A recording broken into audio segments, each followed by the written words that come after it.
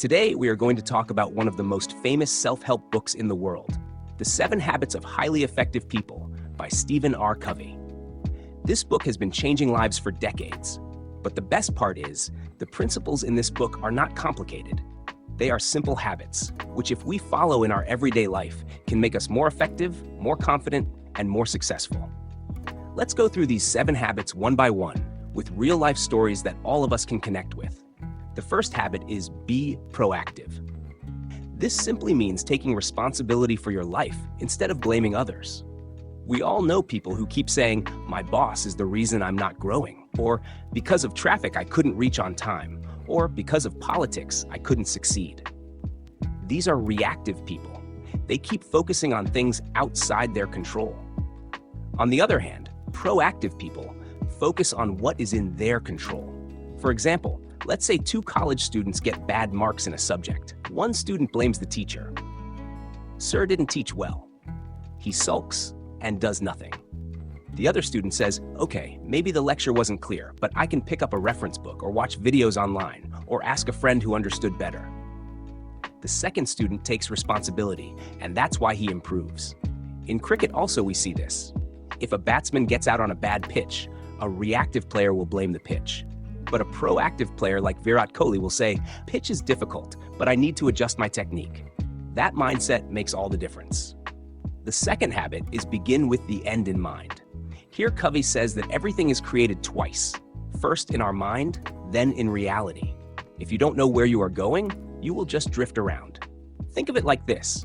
If you are building a house, you first make a blueprint. Only then construction starts. Similarly, in life, you need a blueprint, a clear picture of your goals. Imagine a young professional working in an IT company. One person just goes to office, completes tasks, and waits for salary. He doesn't know what he really wants. Maybe to start a business, maybe to become a manager. Nothing is clear. Another person in the same office has already decided, "In 5 years, I want to be a team leader." So she builds her skills, takes extra responsibilities, learns leadership. Naturally, she will reach her destination faster. Even in family life, this habit is useful. If a couple has a vision that they want to give their child the best education possible, then they start planning finances, investments, and time accordingly. Begin with the end in mind gives direction to your actions.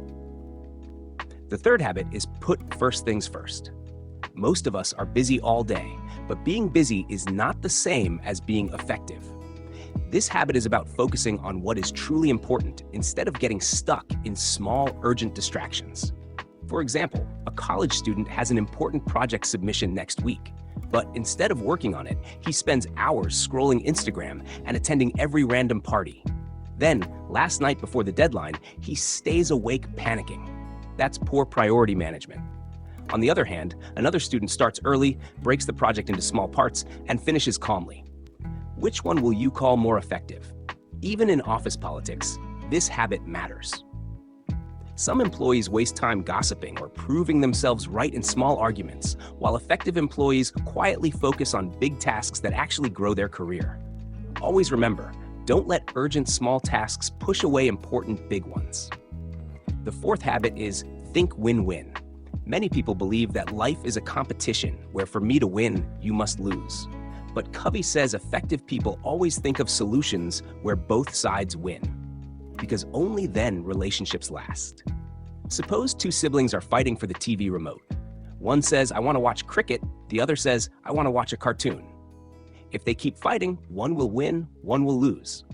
But if they agree that first they'll watch cricket highlights for half an hour and then cartoon for half an hour, both are happy. That's a win-win solution.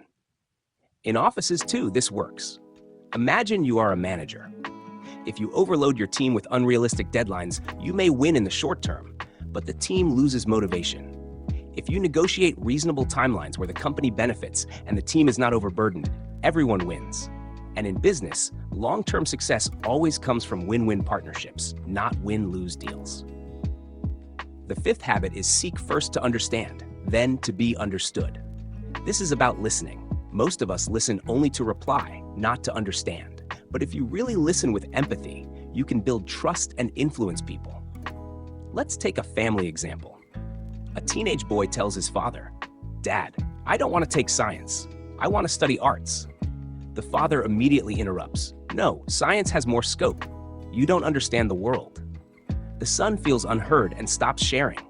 Now imagine if the father first listens, understands the son's interest in history and literature, and then calmly explains career options. Even if they disagree, the son will feel respected and open to discussion. Same happens in the workplace.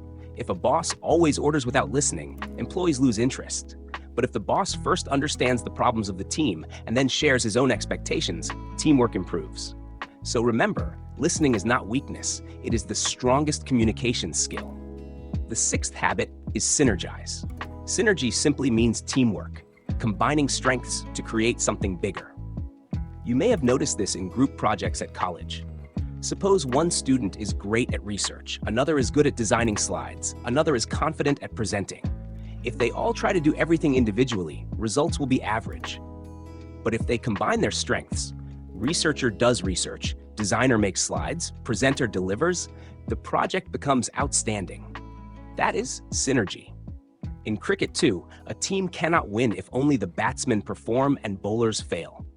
Victory comes when both departments work together, supporting each other. In family life, synergy means husband and wife supporting each other's strengths. Maybe the wife is better at financial planning and the husband is better at social networking. If they combine their strengths instead of competing, the whole family benefits. Synergy is about valuing differences and creating magic out of them. The seventh and last habit is sharpen the saw. This habit is about self-care. Imagine a woodcutter cutting trees continuously without sharpening his saw. After some time, the saw becomes blunt, and no matter how hard he works, he gets poor results. Another woodcutter takes short breaks to sharpen the saw, and he ends up cutting more trees in less time. The same applies to us. If you keep working non-stop without rest, you will burn out. Effective people regularly invest time in physical health, mental growth, emotional balance, and even spiritual connection. For example, exercising daily, reading books, learning new skills, spending quality time with family, and meditating are all ways to sharpen the saw. In today's fast-paced world, this habit is more important than ever. A student who studies for hours without sleep or hobbies may score once, but in the long run, he will collapse. A professional who keeps learning, networking, and maintaining health will keep growing. So friends, these are the 7 habits of highly effective people. Let me quickly repeat them. Be proactive. Begin with the end in mind. Put first things first. Think win-win. Seek first to understand, then to be understood. Synergize. Sharpen the saw. Now here's the key. Don't try to apply all 7 at once. Start with one habit. Maybe this week you can try being proactive, stop blaming, and start taking responsibility. Next week, try beginning with the end in mind.